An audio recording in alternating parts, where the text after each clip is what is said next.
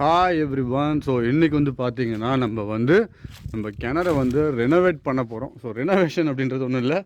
இது பார்த்திங்கன்னா நம்ம ஓப்பன் வெல் இருக்குது. ஸோ இந்த ஓப்பன் வெல்லில் வந்து பார்த்திங்க அப்படின்னா நம்ம தெரிஞ்சு நம்ம வந்து தோட்டத்துக்கு எல்லாமே யூஸ் பண்ணுறோம், ட்ரிங்கிங் பர்பஸ்க்கெலாம் யூஸ் பண்ணுறோம். ஸோ அப்போ வந்துட்டு இந்த இதை வந்து ஃபுல்லாக நம்ம க்ளீன் பண்ணுறோம். ஸோ இது பார்த்திங்கன்னா சுற்றி அந்த செடியெல்லாம் முளைச்சிருக்கு. ஏன்னா பார்த்திங்கன்னா உங்களுக்கு சைடில் வந்து பார்த்திங்கன்னா நம்ம நார்மல் இந்த வால்ஸ் அந்த ஸ்டோன்ஸ் வச்சு நம்ம வந்து க்ரியேட் பண்ணியிருக்காங்க. ஸோ அதிலேருந்து வந்து செடியெல்லாம் கொஞ்சம் முளைச்சிருக்கு. ஸோ அதெல்லாம் கட் பண்ணி எடுக்கிறோம். இப்போ நெட்டுக்கு மேலே வந்துருக்கு பார்த்தீங்களா. ஸோ இதெல்லாம் வந்து நம்ம கட் பண்ணி எடுத்துகிட்டு ஃபுல்லாக க்ளீன் பண்ணிவிட்டு கீழே இருக்கக்கூடிய மட்டு லெவலையும் வந்து நம்ம வந்து கொஞ்சம் வந்து ரிமூவ் பண்ணிட்டோம் அப்படின்னா நமக்கு புதுசாக வந்து ஊற்று வந்து கிடைக்கும் நமக்கு. ஸோ இப்போ தண்ணியோட லெவல் நமக்கு கொஞ்சம் இன்க்ரீஸ் ஆகும். ஸோ வாட்டரோட குவாலிட்டி கொஞ்சம் டெவலப்மெண்ட் ஆகும் அப்படின்றது தான் நம்ம க்ளீன் பண்ண போகிறோம். ஸோ எப்படி பண்ணுறது அப்படின்றத பார்க்கலாம் வாங்க.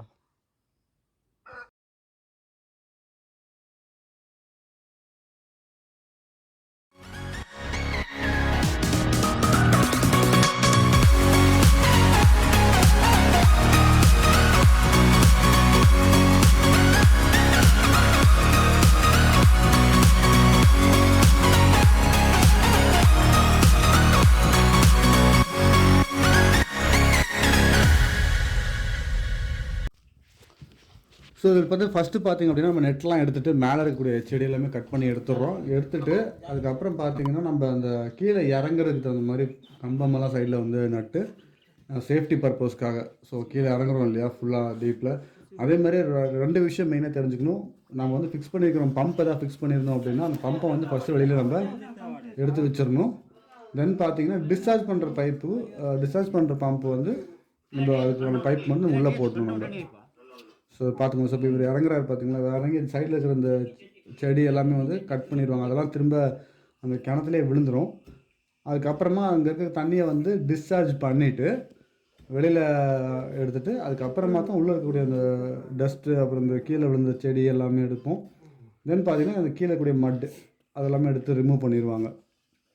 ஸோ ரிமூவ் பண்ணிட்டீங்கன்னா அப்புறம் ஆஸ் யூஷுவல் நீங்கள் வந்து ஒரு 1 hour 2 hour வந்து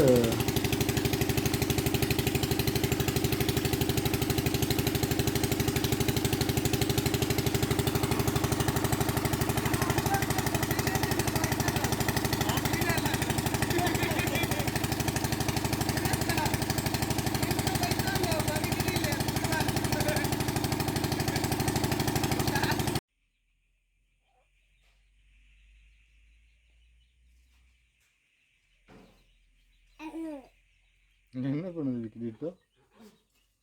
பிளாக் என்ன பண்ணுறா? டிட்டோவை கடிச்சு தூக்குறாளா?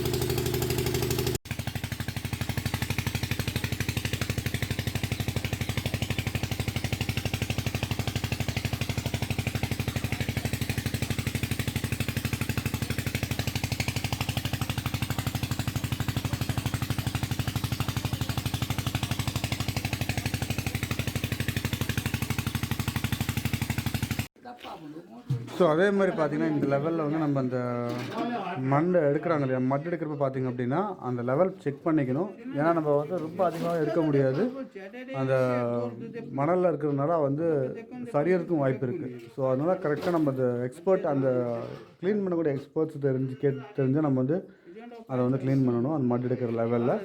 ஏன்னா இது வந்து பார்த்திங்கன்னா நம்ம ரிங் ஸ்டெப் டைப்பில் நம்ம கொடுத்துருப்போம்.